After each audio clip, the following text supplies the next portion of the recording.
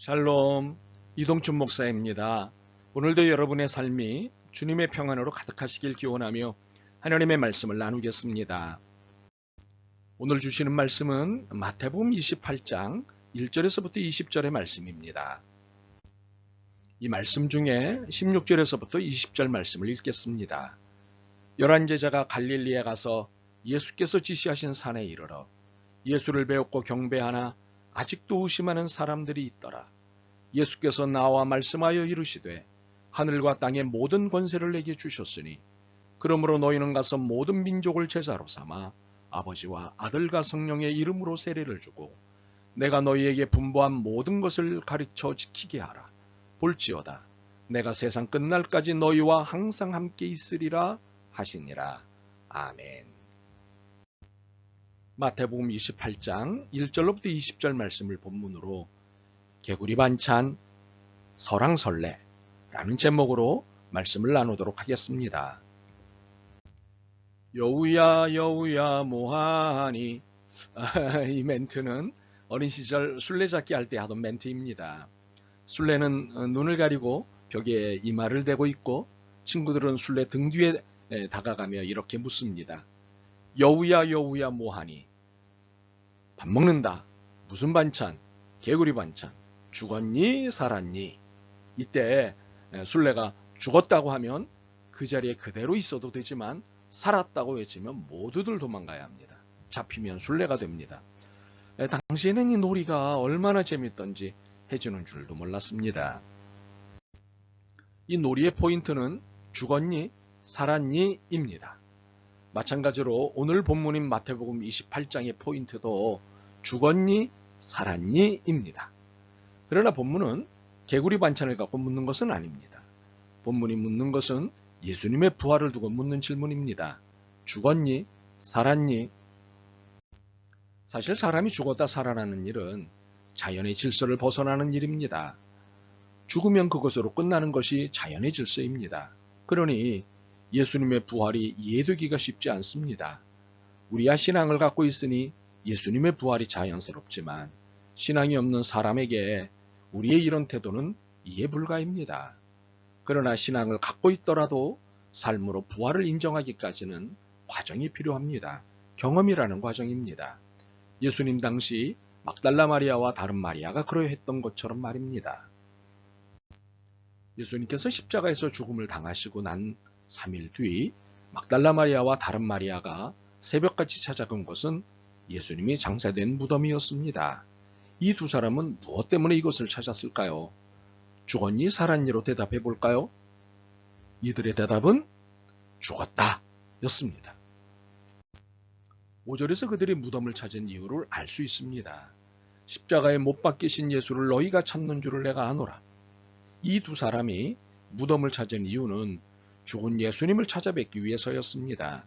그런데 천사는 그가 여기 계시지 않고 그가 말씀하신 대로 살아나셨느니라. 와서 그가 누우셨던 곳을 보라 라고 하였습니다. 죽었니? 살았니? 라는 그들의 질문에 천사는 살았다 라고 대답하였습니다. 그러면서 천사는 그들에게 기쁜 소식을 하나 전하였습니다. 7절입니다.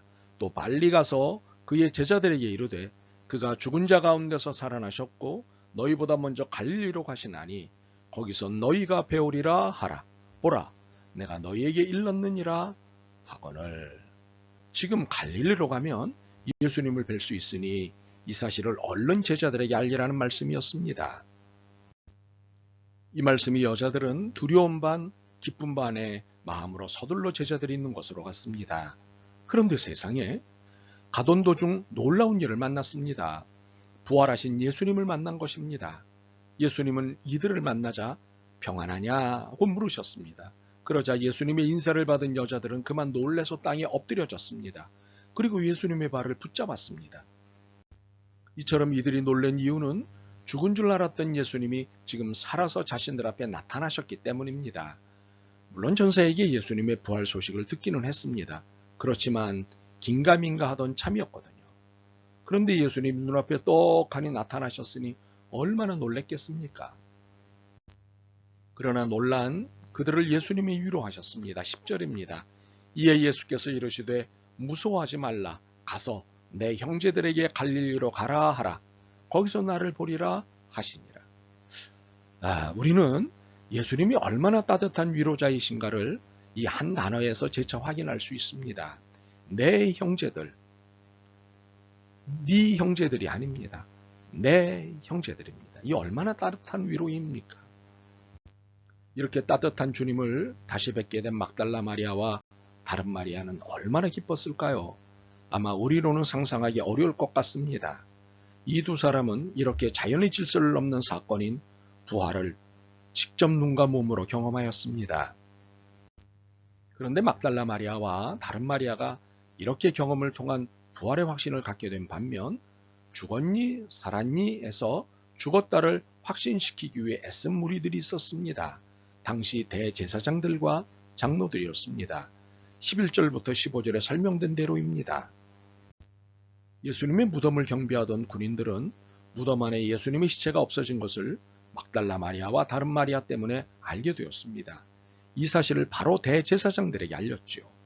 그러자 대제사장들과 장로들은 급히 회의를 하였습니다. 그리고는 돈으로 경비병들의 입을 막았습니다.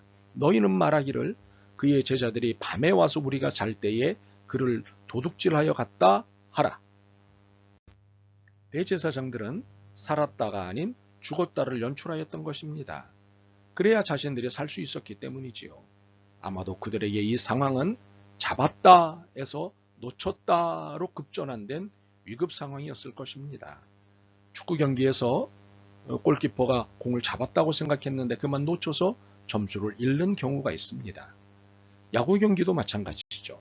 타자가 친 공을 수비가 멋지게 잡았다고 생각했는데 그만 놓쳐서 실점하는 경우가 있습니다. 한쪽은 다행이지만 한쪽은 속상하겠죠. 대제사장들과 장로들은 예수님을 제거하기 위해 많은 날들을 힘썼습니다. 드디어 예수님을 십자가에서 죽게 했고 그래서 자신들의 계획과 목적에 성공했다고 신났습니다. 잡았다!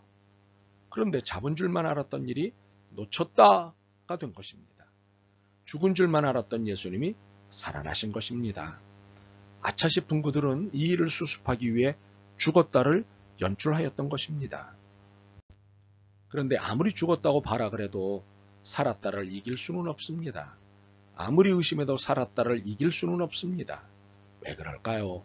살았기 때문입니다. 16절과 17절입니다. 11제자가 갈릴리에 가서 예수께서 지시하신 산에 이르러 예수를 배웠고 경배하나 아직도 의심하는 사람들이 있더라. 눈으로 보이는데도 아니라고 고집을 피우거나 의심하는 사람들이 있습니다. 참으로 이해하기 힘든 태도지만 그런 사람들이 있습니다. 예수님의 제자들 중에도 있었습니다. 그러나 사실은 사실일 뿐 아닐 수는 없습니다. 어떤 상황에서도 사실은 마지막 힘, 유일한 힘입니다. 예수님이 부활하셨다는 것은 사실입니다. 이 사실은 어떤 경우에도 바뀔 수 없습니다. 어쩌면 예수님은 모두를 들었다, 낫다 하신 것입니다. 자연의 법칙에 따라 사람은 죽으면 끝이라고 믿었던 사람들을 들었다, 낫다 하신 것입니다. 예수님의 부활은 무엇보다도 생명의 주도권이, 생사 여탈권이 하나님께 있다는 것을 보여주셨습니다. 이것은 하나님이 자연을 만드시고 법칙을 통해 운영하시지만 이 법칙을 넘어서는 법이 하나님께 있음을 알려주신 것입니다. 자연법 위에 특별법인 것입니다. 한마디로 법칙 위에 은총, 법 밖의 법이 하나님의 법 또는 하나님의 법칙임을 보여주신 사건이 예수님의 부활 사건인 것입니다. 예수님은 모두를 들었다 낫다 하시면서 죽었니 살았니 논쟁에 종지부를 찍으셨습니다. 18절로부터 20절입니다. 예수께서 나와 말씀하여 이르시되 하늘과 땅의 모든 권세를 내게 주셨으니 그러므로 너희는 가서 모든 민족을 제자로 삼아 아버지와 아들과 성령의 이름으로 세례를 베풀고 내가 너희에게 분부한 모든 것을 가르쳐 지키게 하라. 볼지어다 내가 세상 끝날까지 너희와 항상 함께 있으리라 하시니라. 이 말씀은 죽기 전에 하신 말씀이 아닙니다.